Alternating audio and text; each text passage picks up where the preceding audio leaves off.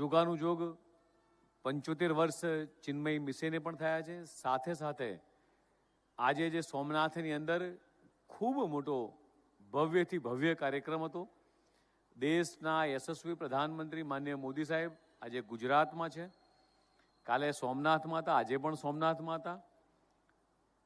આપણને એમ થાય કે આ સોમનાથ મંદિર તો હમણાં જ બન્યું, સરદાર સાહેબે બનાવ્યું આઝાદીના પછીના 75 વર્ષમાં. પણ આજની યુવા પેઢીને ખબર નથી કે આ સોમનાથ ઉપર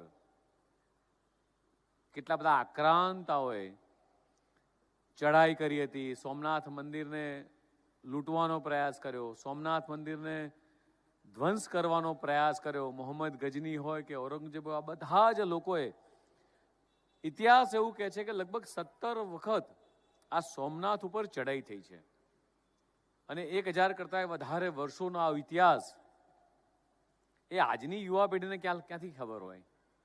તો દેશના યશસ્વી પ્રધાનમંત્રી માનનીય મોદી સાહેબે આપણા સનાતન ધર્મની અડગ શ્રદ્ધા, સંસ્કૃતિ અને ગૌરવનું પ્રતીક આ સોમનાથ મંદિરમાં સરદાર સાહેબે જ્યારે સોમનાથ મંદિરનો જીર્ણોદ્ધાર કર્યો, એને આ 75મું વર્ષ જ્યારે પૂર્ણ થવા આવ્યું છે ત્યારે, અને આ 1000 વર્ષ જ્યારે પૂર્ણ થયા છે ત્યારે